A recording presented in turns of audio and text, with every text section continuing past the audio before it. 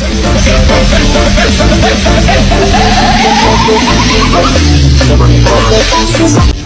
assalamualaikum warahmatullahi wabarakatuh. Bertemu lagi bersama saya di channel Pemula Sora Anime. Seperti biasa, kita lanjut lagi alur cerita kastilnya. Akan tetapi bagi kalian yang baru bergabung di channel ini, jangan lupa subscribe, like, dan kasih komentar kalian bila kalian semua suka dengan video yang saya sajikan, agar video kedepannya bisa lebih baik lagi.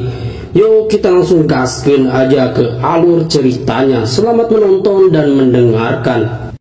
Di akhir part ke-13 kemarin, seusai Kim Shin berbicara panjang lebar dengan orang yang memakai kursi roda, sementara di kota Hwaeam kelompok Kim Shin akan kedatangan tamu spesial dari perwakilan Haseong yang diperintahkan langsung oleh Kim Tae-hon. Lesul berkata kepada Daegeon, "Hei Daegeon, akhir-akhir ini sulit sekali bertemu denganmu. Sebenarnya apa yang sedang kau lakukan di luar sana?" "Hei Lesul, kau bilang apa tadi? Aku sedang menelepon jadi tidak mendengarmu." "Sudahlah, lupakan saja," ucap Lesul. "Baiklah, kalau begitu ini untuk kita semua. Meskipun kedamaian ini hanya sebentar, tapi ini adalah kedamaian yang diperoleh berkat negosiasi susah payah bos kita. Jadi kalau bisa kita terima semua syarat yang perwakilan Haseong minta kepada kita." Ternyata yang datang adalah sekretaris Kim Tae-hon yang merupakan wanita yang cantik bagi Lesul, tapi Lesul tidak tahu wanita licik seperti apa dirinya. Daegeon yang tahu kalau sebenarnya wanita itu adalah bawahan Jae-hon sebelumnya, mulai berpikir ternyata dia adalah bawahan Kim Tae-hon ya. Pantas saja dia tidak peduli dengan jatuhnya Jae-hon di tangan bos Kim Shin. Jadi seperti itu rupanya. Lalu Kim Daegeon pun menunduk dan memperkenalkan dirinya. "Selamat datang, saya Kim Daegeon yang bertanggung jawab atas bisnis di kota Hwaeam ini. Maaf, tapi aku tidak perlu bos palsu sepertimu. Di mana bos kalian yang sebenarnya?" "Maafkan saya, tapi dia sedang tidak ada sekarang, jadi dia tidak bisa hadir. Saya sudah menerima semua kuasa dari bos Kim Shin, jadi tidak akan ada gangguan pada proses bisnis kali ini." "Baiklah kalau begitu, mari kita mulai." Sementara Lesul yang sudah tahu sifat asli wanita itu berkata dalam hatinya, "Dasar wanita kurang ajar." Akan tetapi wanita tersebut berkata, "Tunggu, aku hanya perlu satu orang yang bisa membuat keputusan. Sebaiknya orang yang tidak penting tunggu saja di luar." Sementara Somin yang merupakan sekretaris juga, dia bisa ikut negosiasi bisnis bersama Daegeon. Dari bisnis yang dibicarakan ternyata Haseong meminta keuntungan 30% yang awalnya hanya 15% saja. Karena di balik itu Haseong ingin menekan Kim Shin dan para bawahannya supaya tidak bisa bergerak leluasa. Tapi Daegeon yang sudah tahu pun berusaha untuk mengikuti keinginan perwakilan Haseong. Daegeon berkata, "Baiklah, lakukan seperti itu. Tapi sebagai gantinya, saya akan mencabut obat-obatan yang beredar di kota Hwaeam yang Jae-hon lakukan di masa lalu. Itu tidak ada hubungannya dengan kami. Silahkan kalian urus sendiri soal itu." "Baiklah," ucap Daegeon. Lalu sekretaris itu berkata, "Baiklah, kurasa perbincangan ini sudah cukup sampai di sini. Tapi ngomong-ngomong, bos kalian dulu pernah mengirimkan barang yang merupakan sebuah pisau ke bos kami secara langsung. Jadi di mana pemilik pisau itu sekarang?" Seketika itu juga Daegeon berkata, "Saat ini dia ada di bawah Laut Kuning dan kemungkinan besar sudah lama menjadi makanan kepiting dan para ikan." Akan tetapi pengawal dari Haseong tahu yang sebenarnya, kalau sebenarnya Shin Tae-jin masih hidup. Dia berkata dalam hatinya, "Bangsat, beraninya dia berbohong dan mengelak. Orang rendahan saja berani bertingkah dan merasa sudah lama bekerja di bisnis gelap ini." Akan tetapi sekretaris Haseong berkata, "Baiklah, bos kami sudah memutuskan mengenai masalah itu. Jadi sepertinya aku tidak perlu bertanya lagi. Mari kita kembali kepala divisi Hwangbu. Satu hal lagi, kalau bos kalian kembali, Dia harus langsung datang untuk memberi salam langsung pada bos kami. Dia tahu kan kalau aku datang sebagai perwakilan Haseong, tapi dia malah tidak ada di tempat. Itu akan menjadi teguran atas sifat buruk yang dilakukannya saat ini. Seketika itu juga Daegeon berkata, baiklah, akan saya sampaikan pada bos kami. Lalu sekretaris Haseong berkata dalam hatinya, Kim Daegeon, aku dulu tidak sadar kalau dia berada di bawah Yondeoksu. Tapi kata-kata dan tindakannya jelas berbobot. Orang yang awalnya berada dalam blacklist kita hanyalah Kim Shin dan orang yang mengalahkan kepala divisi Hwangbo. Hanya mereka berdua. Dan sepertinya salah satu dari mereka lah yang mengalahkan Direktur 6 saat di gedung Haseong. Aku penasaran sampai mana kemampuan Kim Daegeon. Sembari berjalan, sekretaris Haseong berkata, kalian menaruh pedang yang cukup bisa dipakai ya. Seketika itu juga sekretaris itu mencabut pedang dan menebaskannya ke arah Somin. Akan tetapi Daegeon langsung refleks dan berhasil melindungi Somin sembari menghindari tebasan tersebut. Lalu setelah itu dia pergi dan melemparkan pedang tersebut. Sudah kuduga berarti Daegeon yang mengalahkan Direktur 6. Akan tetapi perkiraannya salah bahwa yang bertarung sampai akhir itu adalah Wujin yang berhasil menahan 6 sampai Kim Shin berhasil menjatuhkan Jaehon di gedung Haseong. Dia memang belum seperti Kim Shin, tapi kemampuannya cukup berbahaya. Setelah perwakilan Haseong pergi, Lesul berkata, dasar cewek gila. Tapi kalau dilihat tadi, kelihatannya orang yang bernama Hwangbo terkejut melihat refleks Daegeon yang sempurna. Aku juga tidak menyangka Daegeon berkembang dengan cepat. Sepertinya kalau aku bertarung dengan Daegeon, aku akan kalah kalau melawannya sekarang. Sedangkan di Rusia, si bocah kecil cleaning service berusaha mencari-cari Wujin. Wujin, sekarang giliranmu. Ya, sepertinya ini pertandingan terakhirku di balerino ini. Wujin yang sudah berada di atas ring pun berusaha bersikap santai mungkin. Sedangkan Medved berkata, dia baru datang dari Korea ke klub balerino dan berhasil mengalahkan orang-orang kuat dan sampai di titik ini. Dan menjadi petarung yang belum pernah terkalahkan binatang buas dari Korea, yaitu Pyo Wujin.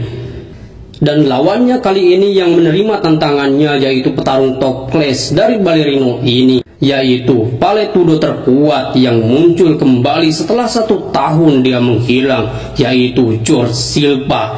Apa sesuatu yang luar biasa akan terjadi atau kekuatan Silva akan terbuktikan kembali? Ya, aku tahu Pyo Wujin memang orang yang mengerikan. Dia menyerap semua yang kuajarkan bagaikan spons dan berkembang pesat di setiap pertandingan. Kalau dia selamat di pertandingan kali ini, akan kubiarkan dia lanjut ke langkah kedua. Sementara di bangku penonton ada orang yang sedang menelepon dan berbicara. Hari ini saya tidak melihatnya. Bagaimana kalau kita hentikan saja sampai di sini? Ternyata orang yang sedang menelepon itu adalah bawahannya Lisa. Lisa berkata, teruslah amati. Petarung yang bernama Wujin dari Korea sudah naik ke atas ring sama seperti Tigro di masa lalu. Kalau berita ini sampai ke telinganya, dia pasti akan datang untuk menonton pertandingan ini. Karena Tigro adalah lawan yang ingin paling dia bunuh. Dan ternyata yang dibicarakan Lisa yaitu Gustav, killer peringkat tertinggi Iskra setelah Python. Dan dia tidak pernah membiarkan kekalahan satu kali pun dari setiap lawannya. Para penonton terus bersorak melihat kedua petarung telah berada di atas ring yang sama. Wujin sedikit dipojokkan karena penonton lebih banyak yang mendukung Silva karena Wujin membuat sebagian besar penonton bangkrut atas taruhan yang mereka berikan. Karena Wujin berhasil melibas setiap lawan-lawannya di setiap pertandingan yang membuat para penonton rugi. Bahkan ada penonton yang berkata, Silva, kami telah lama menunggumu, cepat habisi monyet itu. Wujin yang sudah siap bertarung pun memasang kuda-kudanya dan akhirnya pertarungan pun dimulai. Kali ini Wujin langsung berlari dengan satu tinjuan kerasnya ke arah Silva, tapi Silva berhasil menahannya. Wujin yang semangatnya berkobar pun langsung melancarkan satu tendangan kerasnya, tapi Silva dengan sigap menahan tendangan tersebut. Wujin tidak berhenti, dia terus melancarkan pukulannya bertubi-tubi pada Silpa. Akan tetapi itu bukanlah masalah bagi Silpa, di mana setiap serangan yang Wujin lancarkan, Silpa berhasil menangkisnya dengan sempurna. Wujin berusaha menendang Silpa dengan lututnya, lalu mencoba melancarkan satu pukulan kerasnya. Sayangnya Silpa berhasil menghindari semuanya dengan mudah.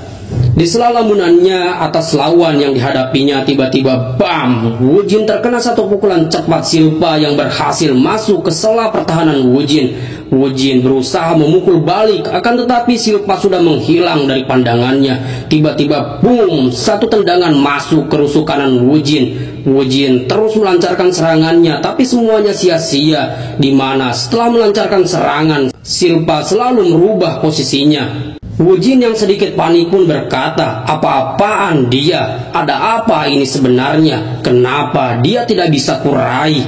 Lalu Wujin dan Silpa yang sudah berhadapan pun langsung beradu pukulan terkuat mereka. Akan tetapi Silpa lebih cepat dan pukulan Silpa berhasil mengenai wajah Wujin, sedangkan pukulan Wujin meleset. Wujin yang kesadarannya mulai terganggu pun terus-terusan terkena serangan yang Silpa lancarkan tanpa bisa berbuat apa-apa. Wujin hanya bisa terus bertahan agar dirinya tidak jatuh. Akan tetapi Silpa yang terus menghujani Wujin dengan setiap serangannya pun berhasil melayangkan satu hujaman pukulan tepat ke dagu Wujin yang membuatnya harus terlempar dan terbaring di atas arena. Payah, ternyata kau hanya pecundang seperti ini. Jadi ternyata Tigro sudah kehilangan kepekaannya. Apa itu alasan dia pensiun? Tanya Silpa pada Wujin. Sementara penonton meminta pertarungan dihentikan karena Wujin tidak bisa berbuat apapun untuk melawan Silpa. Si bocah teman Wujin pun berkata pada wasit, "Tunggu, kita tidak tahu apa yang akan dilakukan Wujin." Sementara orang yang berambut merah di sampingnya berkata, "Sudahlah bocah, dia tidak akan bisa melawan lagi. Meskipun jagoanmu yang lemah itu tidak bersalah." Dan terkena lampiasan amarahnya, tapi Krisa atau Silpa itu murni menghormati Amur Tigro. Ternyata petarung yang sedang Wujin lawan adalah salah satu killer Iskra yang memiliki julukan Krisa atau tikus si lincah, dan dia juga merupakan teman dekat Amur Tigro dahulu. Krisa berkata, "Nyahlah kau dan pulanglah ke negaramu." Sementara orang yang berambut merah di luar arena berkata, tidak seru. Salah satu dari kalian harus mati. Itu baru namanya kemenangan yang sesungguhnya." Dan ternyata orang tersebut juga merupakan killer Iskra yang memiliki julukan Samo yang berarti tukang adu ayam. Akan tetapi di saat Krisa mau keluar meninggalkan arena, tiba-tiba Wujin berkata, "Sialan, ternyata orang-orang sepertimu selalu ada ya. Dasar berdebah ceroboh yang tidak bisa menyelesaikannya sampai akhir dan meninggalkan bibit masalah. Aku sudah paham, kau akan mampus sekarang. Berbaliklah dan ayo lawan aku sekali lagi," ucap Wujin pada Krisa. Jadi kau menantangku, dasar sampah lemah tidak tahu diri." Akan tetapi scene berpindah pada Ryu Jihak yang berada di sebuah gereja. Dia dihampiri sang sekretaris dari Haseong bawahan Kim Tae-hon. Lalu perempuan itu berkata, "Aku agak kaget mendengar kau ada di tempat seperti ini. Ada apa Anda datang ke sini?" ucap Ryu Jihak. "Oh ya, sepertinya Shin Tae-jin belum mati. Apa Direktur Ryu Jihak tahu di mana Shin Tae-jin berada sekarang? Apa maksud Anda?" "Yang aku tahu dia pergi menyelesaikan misi, tapi dia berhasil dikalahkan. Aku hanya tahu hal yang seperti itu. Direktur Ryu Jihak pasti lebih tahu kalau kematian Shin Tae-jin mencurigakan. Memangnya Anda tahu apa soal Shin Tae-jin?" tanya Ryu Jihak. Shin Tae-jin adalah orang yang bertahan hidup dengan santai dari setiap misi yang ia jalankan, dan sudah tidak terhitung lagi jumlahnya. Kalau dia merasa lawannya tidak bisa dikalahkan, dia pasti akan memakai segala cara untuk berhasil, walaupun orang-orang kuat bisa goyah, tapi tidak dengannya. Karena dia adalah pembunuh pro yang tahu cara bertahan hidup. Kalau begitu, dia bukan tidak bisa kembali, tapi dia tidak ingin kembali. Bukankah begitu, Direktur Ryu Jihak? Maaf, tapi katakan saja intinya. Aku tidak suka berbelit-belit, tanya Ryujiha kembali. Aku tidak akan bertanya lagi karena aku tahu Anda adalah orang yang paling dekat dengan Shin Tae-jin. Tapi sebagai gantinya, tolong bereskan satu orang tanpa persyaratan saat aku menginginkannya. Aku ingin membunuh Kim Shin di saat yang tepat. Aku ingin kali ini Anda membantuku. Itu hayalan yang sulit kudengar lebih lanjut. Sepertinya loyalitas yang berlebihan memudarkan kecerdasanmu. Tapi Shin Tae-jin sudah mati. Kematian itu adalah harapan yang Shin Tae-jin inginkan sejak lama. Tapi kalau kau ingin membereskan orang kota Hwayam itu, silahkan bujuk Pak Presdir Kim Tae-hun. Kalau dia yang menyuruhku, aku akan bergerak dan membereskannya kapan saja. Setelah itu pun Ryujiha pergi meninggalkan tempat itu. Kota Hwayam ya. Apa kau berada di sana, Shin Tae-jin? Ucap Ryujiha dalam hatinya. Sedangkan di Rusia, Wujin yang sudah bangkit dan siap bertarung pun berkata, dia tidak ada di sini. Tigro atau siapapun itu, sepertinya kau membicarakan Kim Shin, tapi sayangnya dia tidak ada di sini. Jadi jangan pernah mencari dia lewat aku. Hei, aku tidak paham apa yang kau bicarakan. Tapi kau jelas sudah tidak waras dengan berusaha bangkit seperti ini. Dan seketika itu juga Krisa langsung menyerang dengan satu pukulan yang dengan telak mengenai wajah Wujin. Tapi Wujin yang amarahnya sudah bangkit berhasil menahannya lalu berusaha menjatuhkan Krisa dengan mengangkat dan hendak membantingnya. Wujin berkata, jangan sombong kau. Dan jangan pernah kau bermain-main denganku. Akan tetapi dengan kelincahan Krisa, dia berhasil meloloskan diri. Sementara Wujin tidak berhenti sampai di situ. Dia langsung kembali menyerang dengan satu pukulannya. Sayangnya Krisa berhasil menahannya dengan tangannya. Krisa sedikit terkejut, pertahanan dengan seluruh kekuatan tangannya bisa ditekan oleh Wujin, yang memperlihatkan sedikit celah. Melihat itu, Wujin langsung melompat dan hendak kembali memukul Krisa. Tapi Krisa lebih cepat. Dia berhasil bergerak ke samping. Wujin tidak habis akal. Dengan serangannya yang gagal, dia mencengkram jaring arena dan melancarkan satu tendangan dan berhasil mengenai Krisa. Walaupun dapat ditahan, tapi damage yang diterima Krisa cukup lumayan berat. Semua orang tampak terkejut melihat untuk pertama kalinya Krisa tertekan di dalam arena. Wujin yang belum puas pun kembali melancarkan satu uppercut. Krisa yang tidak bisa menghindar lagi hanya bisa menahannya. Akan tetapi kekuatan Wujin yang luar biasa sedikit membuat Krisa mundur. Mereka yang berniat mengakhiri pertarungan dengan masing-masing pukulannya, tiba-tiba Medved masuk ke arena dan berkata, pertarungan kita akhiri sampai di sini. Kemenangan sudah ditentukan. Jadi nyahlah kau Krisa. Sialan, kenapa kau menggangguku di pertarungan ini? Sekarang kesenanganku sudah hilang. Aku juga tidak tahu ini kemenangan atau pertunjukan. Aku sudah bosan. Aku akan pergi, ucap Krisa pada Medved.